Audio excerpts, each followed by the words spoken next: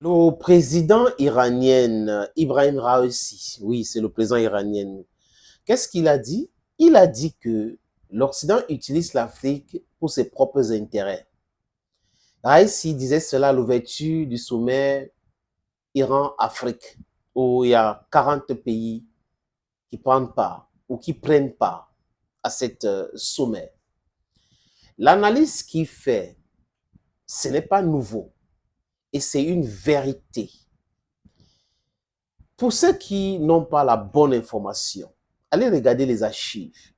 Quand vous écoutez les Américains, quand ils parlent de l'Afrique, ils parlent des intérêts américains en Afrique. Quand vous écoutez les Européens, ils parlent des intérêts européens en Afrique. Quand vous écoutez maintenant, il faut les séparer. Quand vous écoutez les Français, c'est l'intérêt français en Afrique, l'intérêt allemand en Afrique. Il y a une vidéo qui a circulé un moment où un ambassadeur, non, c'était le président, l'ancien, ou le président de l'Assemblée nationale de Bundestag, qui est arrivé en Namibie et qui était en train de se plaindre qu'il y avait trop de Chinois en Namibie. Et le président namibien lui avait posé la question, à quoi est-ce que ça vous concerne? À quoi est-ce que ça vous concerne? C'est pas c'est Namibie ou Zambie, quelque chose comme ça. Est-ce que nous nous plaignons des Chinois qui sont dans votre pays? Quand les Chinois viennent ici, c'est pour le business. Et on travaille avec qui on veut, comme on veut. Et c'était filmé cette audience-là, les amis. Nous, quand on vient chez vous, vous nous malmenez. Même ceux qui détiennent le passeport diplomatique sont fouillés à l'aéroport. Et vous venez nous donner des leçons chez nous. Et cet politicien allemand avait eu honte. Vous voyez, c'est la posture que l'Europe a. Vous avez les ambassadeurs des pays européens qui entrent dans les présidences et qui menacent les chefs d'État. En Côte d'Ivoire, par exemple, il y a un tunnel qui lie l'ambassade de France au palais présidentiel. Je crois que Gbagbo avait bourré ça et on a enlevé, ils ont détruit et reconstruit. Je pense qu'il faut détruire ces tunnels qui existent entre les ambassades des pays occidentaux et le palais présidentiel ivoirien. Donc, vous avez des ambassadeurs envoyés dans les pays africains qui se considèrent comme des vrais dirigeants de ce pays-là et qui ont le toupet d'imposer, d'écrier, de menacer des chefs d'État, des pays souverains. Et ce n'est pas gratuit, les amis. Le problème, c'est que certains de nos enfants ne comprennent pas que ces gars protègent leur intérêt qui est de piller l'Afrique, qui est de maintenir l'Afrique dans le sous-développement. C'est ce qui anime la politique occidentale vis-à-vis de l'Afrique. L'Occident collectif ne veut pas que l'Afrique progresse.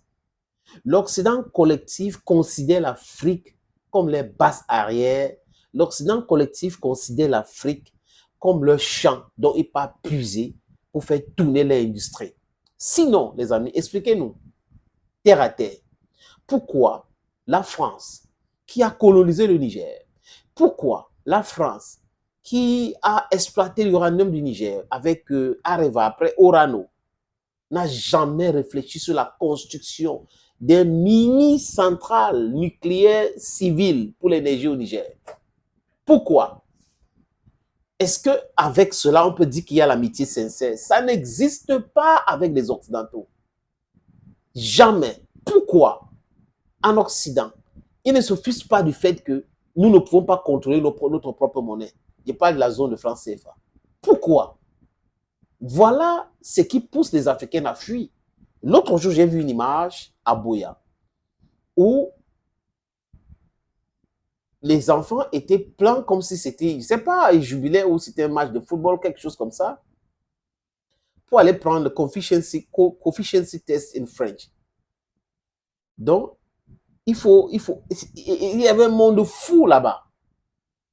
Il y a même eu des blessés parce que les enfants veulent aller au Canada. Ils veulent fuir à tout prix. Ce sont les accords économiques signés de façon, je ne sais pas, accords économiques déséquilibrés signés avec les pays africains. Ce sont les accords signés avec les pays africains tout court qui rend la vie difficile pour les enfants d'Afrique. Donc, ils sont obligés de fuir. Donc, nos enfants, nous, on est obligés de fuir nos pays. Et pendant ce temps, on nous dit, oh, vous êtes des émigrés illégaux et tout ça. I don't understand all that. Réveillez-vous. En 80, je crois 80, 81, quelque chose comme ça.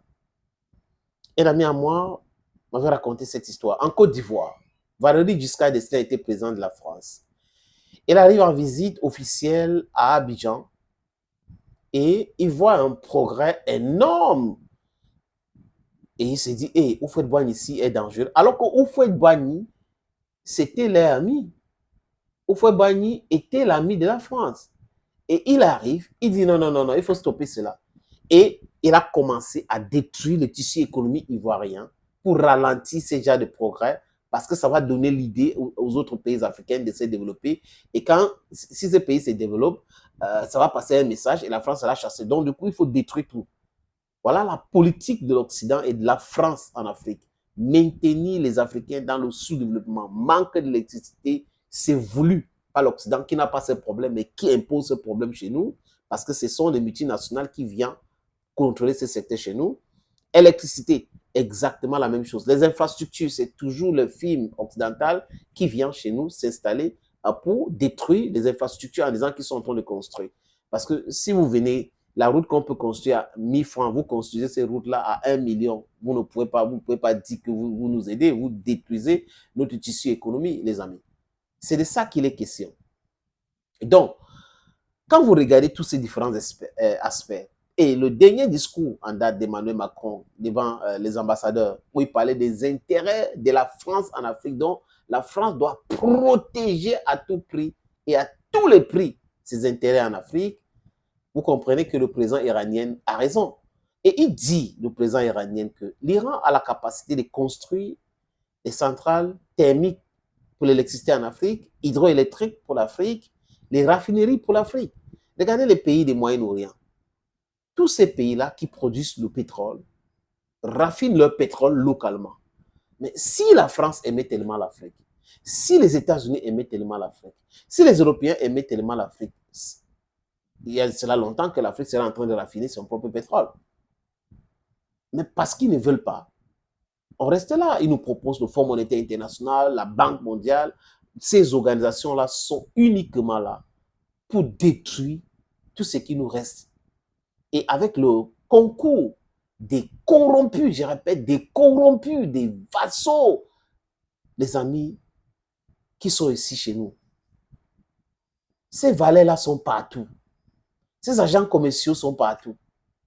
Oui, le reste, on peut faire quelque chose avec, mais quand vous avez des gens qui vous disent, et vous construisez, on va vous frapper, tout ça là, et vous avez des gens qui sont là pour le pouvoir, uniquement pour le pouvoir, ça ne donne rien. Non, le constat que le président iranien Ibrahim Raisi fait, c'est un constat clair et limpide. Thank you, friends, and bye-bye.